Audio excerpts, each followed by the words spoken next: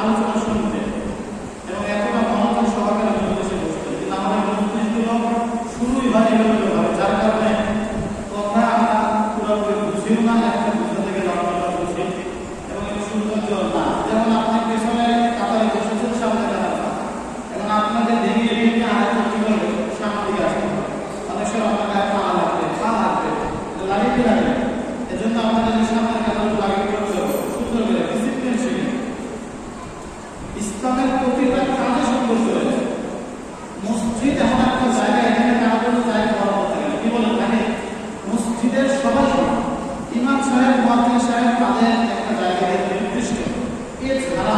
সভাপতি, secretary, cashier, মোতাবলি, এমনকি president ধরেও তার জন্য মসজিদে জায়গা বরাদ্দ করা হয়েছে।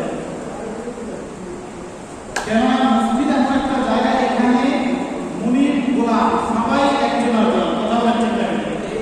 যিনি মালিক আর যিনি ড্রাইভার নামাজে দাঁড়ালে একই কাতারে দাঁড়াবে, পাশাপাশি দাঁড়াবে। এই জন্য আল্লাহ ইকরাম বলেছেন, এই সময়ে খালি হতে মাহমুদ ও আয়াস নাকি মান্দালা নাকি নামাজের কাতারে সুলতান মাহমুদ গজনবী উনি একজন বাদশাহ ছিলেন। বলে এই বাদশাহ যেই কাতারে দাঁড়ায়, বাদশার গোলাম আয়াস ও বাদশার সাথে একই কাতারে পাশাপাশি দাঁড়ায়। অথচ যখন রাজদা ধরা যায়, তখন রাজা হচ্ছে তার সিংহাসনের অধিপতি, আর সে হচ্ছে একজন সাধারণ প্রজা। কিন্তু মসজিদ সবার জন্য সমান। এই জন্য আমরা যারা আগে আসবো, এটা আমাদের সৌভাগ্য। জুমার দিনে আগে আসতে পারা একটা সৌভাগ্য। হাদিসের মধ্যে এসেছে, যখন কোনো ব্যক্তি জুমার দিন সর্বপ্রথম মসজিদে প্রবেশ করে, সর্বপ্রথম ভালো করে খেয়াল করেন, যে ব্যক্তি জুমার দিন সবার আগে জুমার নামাজের উদ্দেশ্যে সর্বপ্রথম মসজিদে প্রবেশ করে, আল্লাহ তাআলা ওই বান্দার আমল নামায় একটা উট আল্লাহ রাস্তায় সাদাকার সমপরিমাণ সওয়াব দান করেন। সুবহানাল্লাহ। চিন্তা করেন, আমি একটা মসজিদে আসার পরে জুমার দিন 10 টাকা, 20 টাকা, 50 টাকা, 100 টাকা মসজিদে সাদাকা করি, এই তো। আর কেউ হঠাৎ আসলে না, আমাদের মন ভালো থাকলে, নিয়ত উদ্দেশ্য থাকলে হয়তো 500-1000 টাকা দেয়। এর বেশি তো সচরাচর জুমার দিন তার 500 টাকা আসে না, আসে নাকি? 1000 টাকার চেয়ে বড় বেশি তো টাকা কেউ দেয় না। এখন কথা হচ্ছে যে আপনি আমি একটু ভালো নিয়ত নিয়ে সওয়াবের আশায় মসজিদে সবার আগে প্রবেশ যে ব্যক্তি করলো, সে একজন রিকশাওয়ালা হবে, একজন সাধারণ, একজন মুরব্বী, বড় বৃদ্ধ, শারীরিকভাবে দুর্বল, অথবা একজন অশিক্ষিত মানুষ, সেও যদি সবার আগে দিতে, আল্লাহ পাক রব্বুল আলামিন তার এই সর্বপ্রথম ঢোকার কারণে আমল নামায় একটি উট সাদাকার সওয়াব দান করেন। দ্বিতীয় যে ব্যক্তি ঢুকবে, সেকেন্ড টাইম যে ঢুকবে, আল্লাহ তাকে একটি গরু আল্লাহ রাস্তায় সাদাকার সওয়াব দান করেন। বলে তৃতীয় যে ব্যক্তি ঢুকবে, একটা বকরি খাসি আল্লাহ রাস্তায় সাদাকা করলে যে পরিমাণ সওয়াব হতো, ওই পরিমাণ সওয়াব তার আমল নামায়। এখন আমি আসি সবার আগে, ওই কর্নারে একজন, ওই কর্নারে একজন, ছড়িয়ে ছিটিয়ে, এটা সুন্দর। ইসলামের এমন একটা কাজ নেই যে কাজে সৌন্দর্য নেই। কথা বলেন, প্রতিটা কাজ কিন্তু সৌন্দর্য মনে। ইসলামের প্রতিটা কাজ আপনি দেখেন, সমস্ত ধর্মের ধর্মীয় ইবাদত, এটা ধর্মীয় ইবাদত যেটা, যে সেটা ধর্ম বাতিল হোক আর যা হোক, সমস্ত ধর্মের ধর্মীয় ইবাদতগুলোকে একসাথে মিলিয়ে ক্যালকুলেশন করলে দেখবেন মুসলিম উম্মাহ ইবাদতের যে সিস্টেম, যে শৃঙ্খলা, এটা বিশ্বের কোন ধর্মের মধ্যে এত সুশৃঙ্খল ইবাদতের সিস্টেম নেই। আওয়াজ করে নামাজে দাঁড়িয়েছে, এই যে বাইতুল্লাহ যে দৃশ্যটা, রূপটা দেখবেন, হাজী সাহেবরা যারা হজে গিয়েছেন, একসাথে লক্ষ মানুষ একসাথে দাঁড়িয়েছে, একসাথে রুকু দিচ্ছে, একসাথে সিজদা দিচ্ছে, এত সুন্দর ডিসিপ্লিন অন্য কোনো ধর্মের মধ্যে নেই। এই জন্য আমাদের ধর্মের সৌন্দর্য আমাদেরকে রক্ষা করেছে, মসজিদের আলো আমাদের রক্ষা করেছে। আমি এসে পিছনে কাছে বসলাম, আরেকজন যুবক এসে, আমি মুরব্বী মানুষ, আমাকে ধাক্কে সামনে দিকে আসে, এটা তার দোষ না, যেহেতু সামনে ফাঁকা আছে সে যাচ্ছে। এই জন্য আমাদের উচিত জুমার দিন একটা মসজিদে আগে আসা, দ্বিতীয়ত চেষ্টা করা ইমামের কাছাকাছি বসা, খুতবার সময় চুপ থাকা, কথা না বলা। এই আদবগুলো যে ব্যক্তি লক্ষ্য করে জুমা নামাজ পড়বে, তো বিগত জুমা থেকে এই জুমার মধ্যবর্তী সময়ের গুনাহের কাফারা এই জুমাটা হয়ে যাবে। কাজ অল্প, বেনিফিট বেশি। এই জন্য আমি বিষয়গুলো খেয়াল করবো। আরেকটা বিষয়, সেটা হচ্ছে আমরা এসে 2 টাকা আদায় করে কিন্তু এটা বিষয়টা খেয়াল রাখবেন যে এসে যদি ইমাম সামনে দাঁড়ান, এই যে এই ভাই দাঁড়িয়েছে, মনে কষ্ট নেবেন না। উনি এসে হয়তো আমাকে নামাজের স্টাইল দেখাচ্ছিল, হয়তো যে আমি কিভাবে নামাজ পড়ে দেখি। আপনি চাইলে বারবার করতে পারবেন, এক পাশে করতে পারবেন। আমি আলোচনা শুরু করেছি, খুতবা শুরু করেছি, আপনি এসে আমার সামনে দাঁড়ান। এটা তো আমার খুতবা পাঠ করতেও আমার দিতে হচ্ছে, কিন্তু আপনার নামাজের ডিস্টার্ব হচ্ছে। তো আপনি যদি সাইডে করতেন, এটা হচ্ছে আদব, খেয়াল রাখতে হবে। নিঃসন্দেহে আপনার ভালো কাজ করছে, কিন্তু ভালো কাজের পদ্ধতিটা আরেকটু সুন্দর হবে, আরেকটু ভালো। যাই হোক, এটা অর্থসাঙ্গিক কথা বললাম। এই জন্য আমার খেয়াল করবো, জুমার দিন আগে আসবো এবং চেষ্টা করবো প্রত্যেকেই তাহিয়াতুল মসজিদ, এটা মসজিদের হক, এটা মসজিদের হক। আমি যে মসজিদে আসতেছি, এটা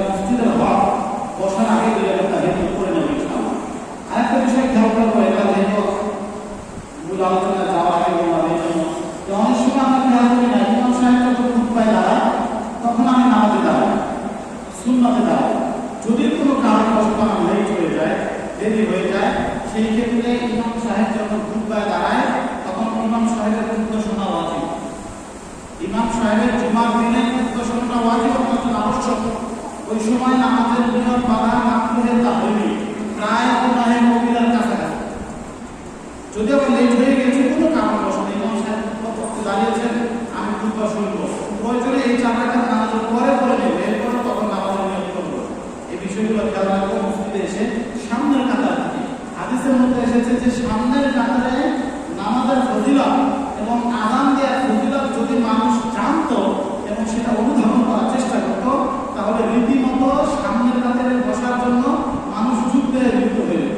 এমনকি লটারির প্রয়োজন হতো যে কে আগে বসে, সবাই তো আমরা আগে আসছি, সামনের কাতারে ক্যাপাসিটি আছে আনুমানিক 40 জন, কিন্তু একই সাথে আগের কাতারে বসার জন্য আগ্রহী হয়ে লোক ঢুকেছে 80 জন। সেই ক্ষেত্রে বাকি 40 জনের তো জায়গা নেই, এই 40 জন এবং এই 40 জনকে সিস্টেম করে বসানোর জন্য লটারির প্রয়োজন। এতটা সওয়াব, এতটা লিখি সামনের কাতারে নামাজ পড়া। তো আপনি আসলেন আগে বসে রইলেন, কি লাভ? পিছনের কাতারে আলাদা কোনো ফজিলত নেই, যেটা সামনের কাতারে রয়েছে। আল্লাহ পাক আমাদের বোঝার তৌফিক দান করেন। সম্মানিত হাজির, আজকে আমরা 1447 হিজরি প্রথম জুমায় মুহররম মাসের 5 তারিখ।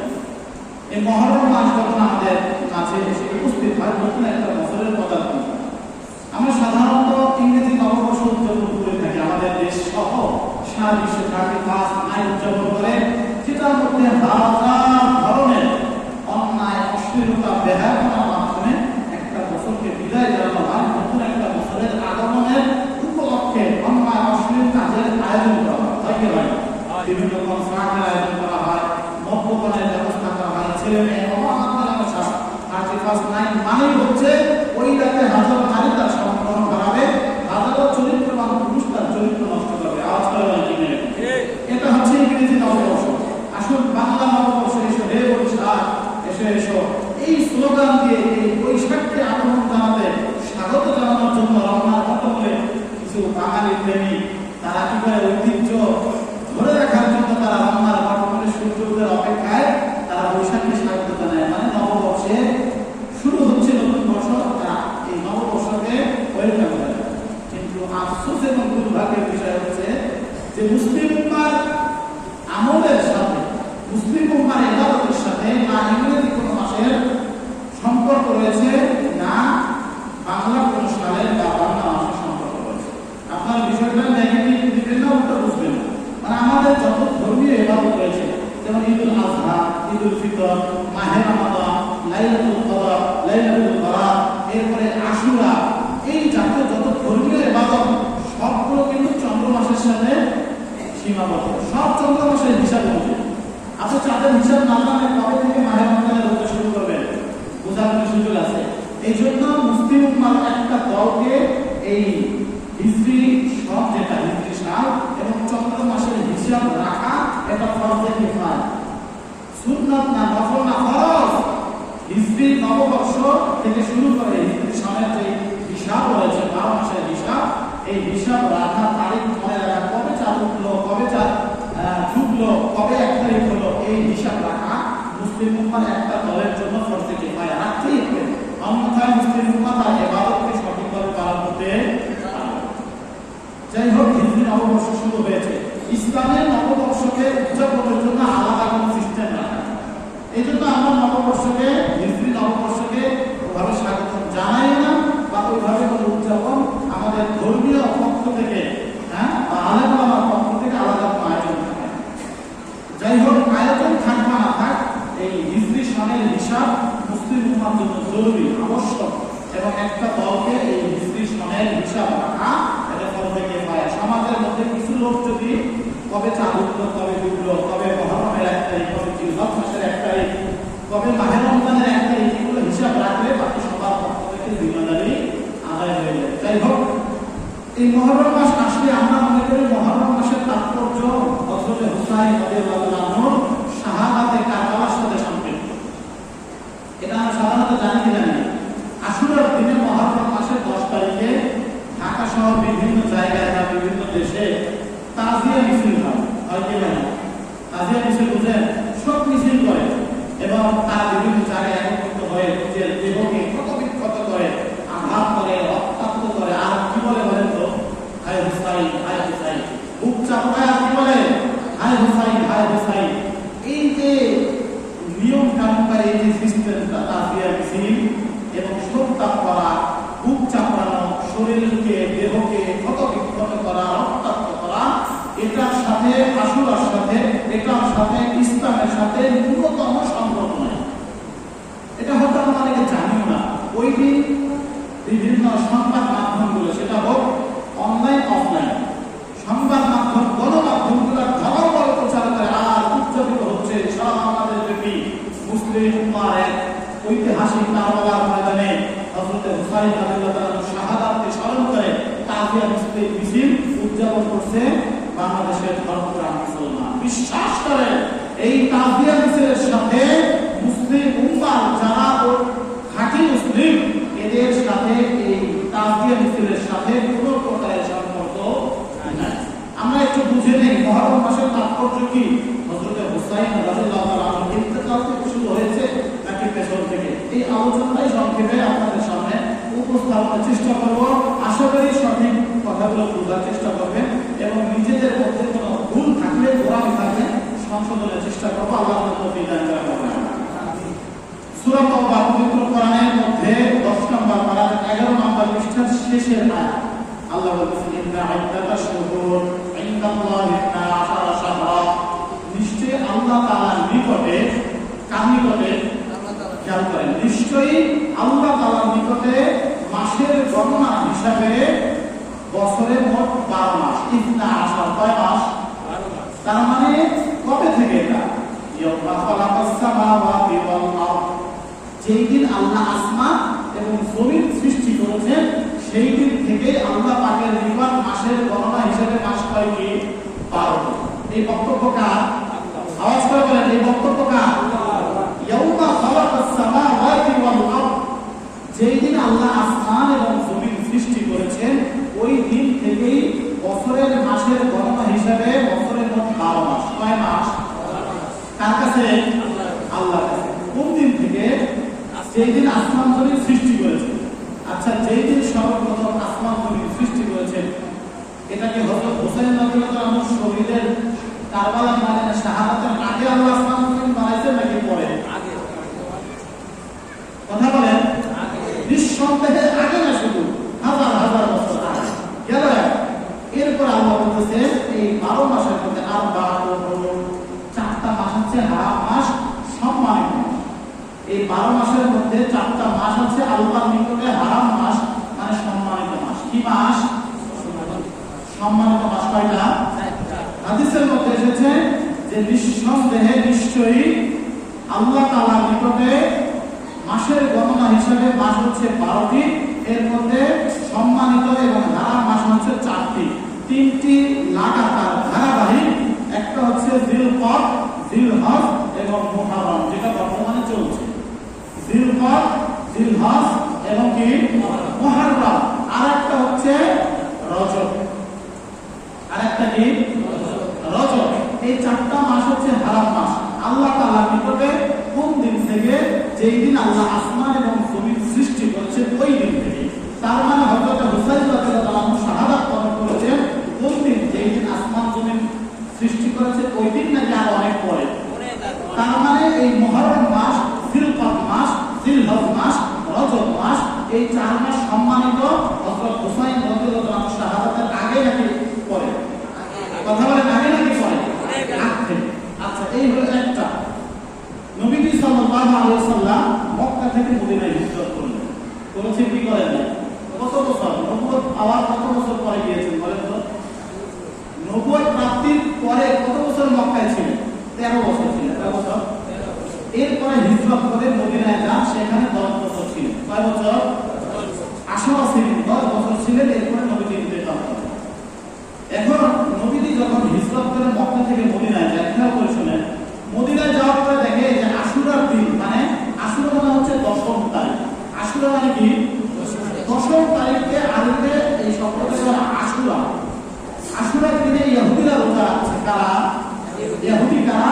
হযরত মুসা আলাইহিস সালামের অনুসারী যারা। ইহুদি কারা? ইহুদি কারা? হযরত মুসা আলাইহিস সালামের অনুসারী ছিলেন যারা বনি ইসরাইল, এদেরকে ইহুদি বলা।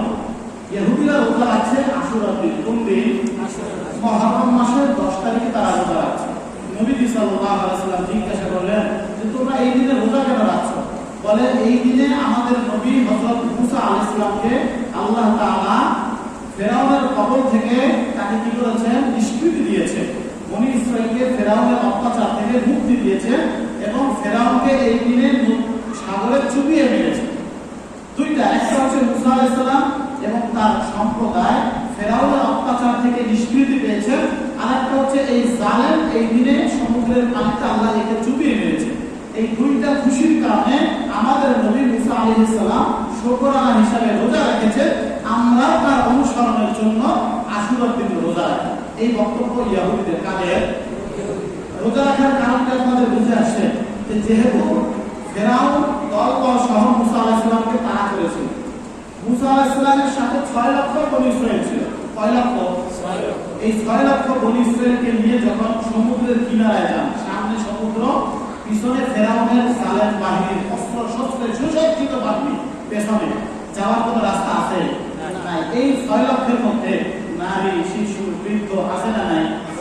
যাওয়ার কোনো সুযোগ নাই। আল্লাহ পাক সংক্ষেপে বলছি যেহেতু সময় কম, আল্লাহ পাক মুসা আলাইহিস সালামকে আদেশ করলেন আঘাত করো সমুদ্রে, হাতের লাঠি দিয়ে আঘাত করলেন। 12টা রাস্তা হয়েছে সমুদ্রের মধ্যে। কয়টা রাস্তা হয়েছে? 12টা রাস্তা হয়েছে। 6 লক্ষ বনী ইসরাইলের মধ্যে 12টা সম্প্রদায় ছিল। 12 সম্প্রদায় প্রত্যেকে আলাদা আলাদা রাস্তা দিয়ে ওপার চলে গিয়েছে। মধ্যবর্তী স্থানে যখন ফেরাউন তার দলবল সহ নেমেছে, তখন আল্লাহ পাক তাদেরকে পানিতে ডুবিয়ে দিয়েছে। তার মানে মুসা আলাইহিস সালাম নাজাত পেয়েছেন, ফেরাউন ধ্বংস হয়েছে। এই শুকরিয়াটা বনী ইসরাইল এবং ইহুদিরা কি করেছে? আশুরার দিন রোজা রেখেছে। বিষয়টা কি বুঝে আসছে আপনাদের? আশুরার দিন কারা রোজা রেখেছেন? প্রথমে ইহুদি। নবীজি বললেন যদি ঘটনা এটাই হয় তো মুসা আমার ভাই, সেই হিসেবে তোমাদের চেয়ে বেশি শুকরিয়া আদায় করার দায়িত্ব আমার, অতএব আমিও এই দিনে কি করবো? রোজা রাখবো।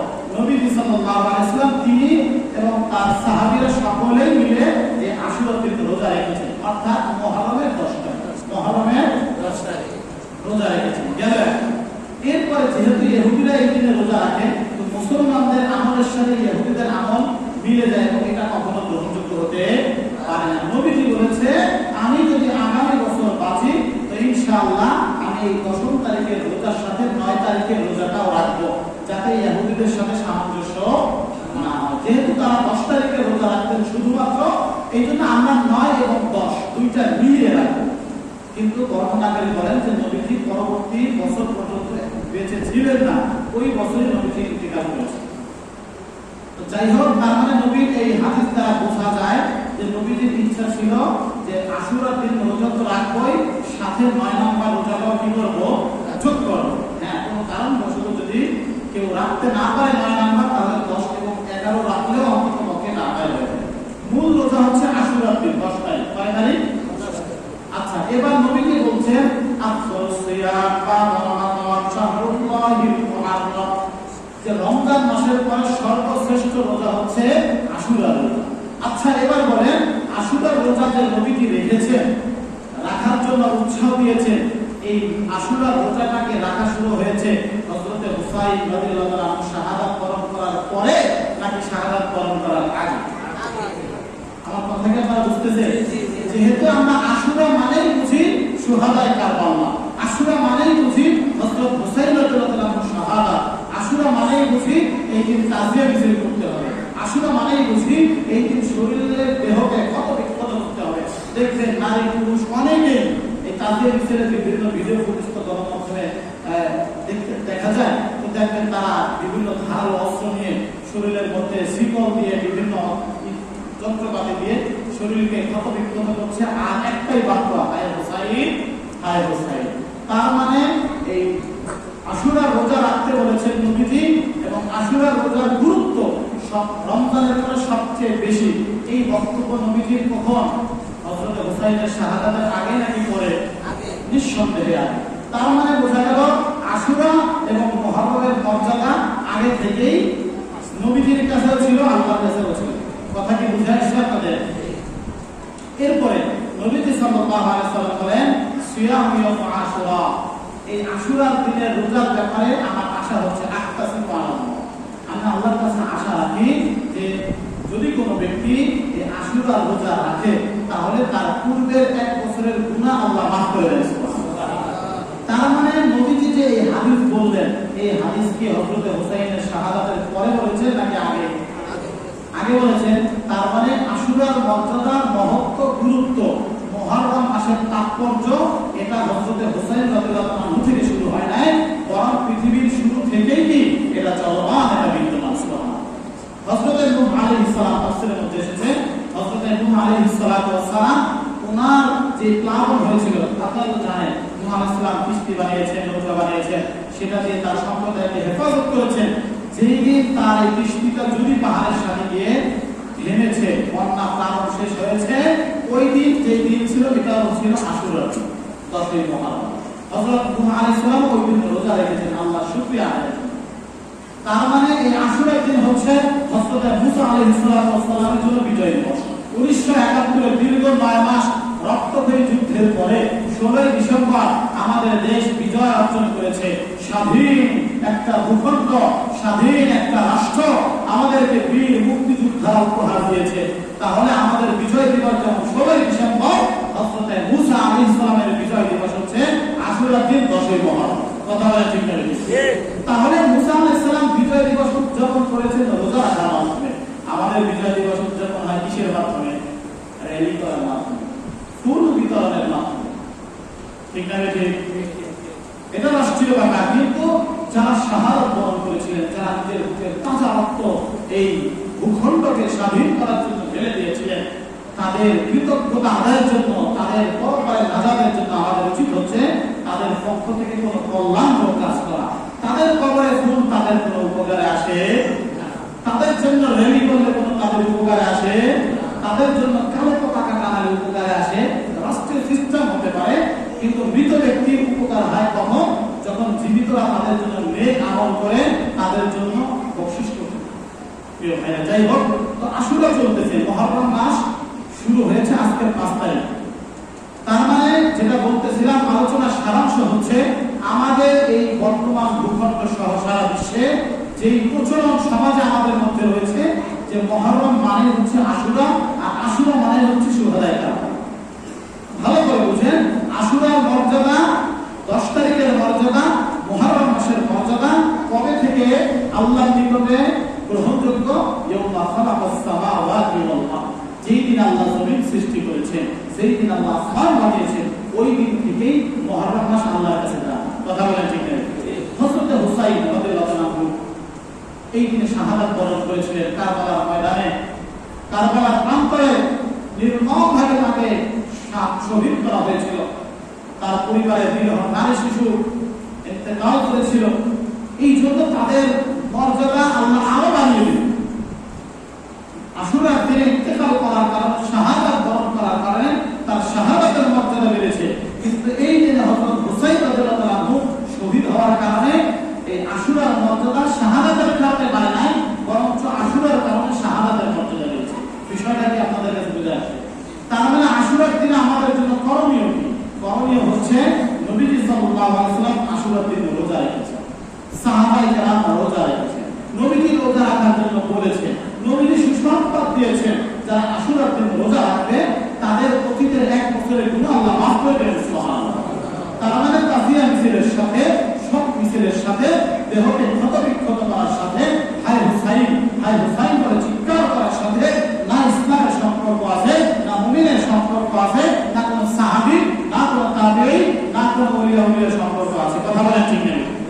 এটা হচ্ছে শিয়াদের কাজ। ইসলামের দুশমন যারা, ইসলাম বিদ্বেষী যারা, তারা ইসলামকে নানাভাবে মুসলিম উম্মার সামনে এটাকে দিকভ্রান্ত করার জন্য বিভিন্ন ভাবে, বিভিন্ন রূপে, বিভিন্ন আকৃতিতে মুসলিম উম্মার সামনে পেশ করে। কিন্তু আমার বিশ্বাস, সঠিক মুমিন এবং মুসলমান যারা কোরআন এবং সুন্নাহকে শতভাগ ফলো করে, যারা কোন প্রকারের বিভ্রান্তির দ্বারা বিভ্রান্ত হবে না। কথা বলেন ঠিক না? কোন মুসলিম যুবক কখনো কোনো তাজিয়া মিছিলে অংশগ্রহণ করতে পারে না। এই দিনে নবীজি রোজা রেখেছেন, আমাদেরকে রোজা রাখার জন্য বলেছেন। আমরা রোজা রাখবো। হ্যাঁ, আমরা হযরত হুসাইন রাদিয়াল্লাহু আনহুর জন্য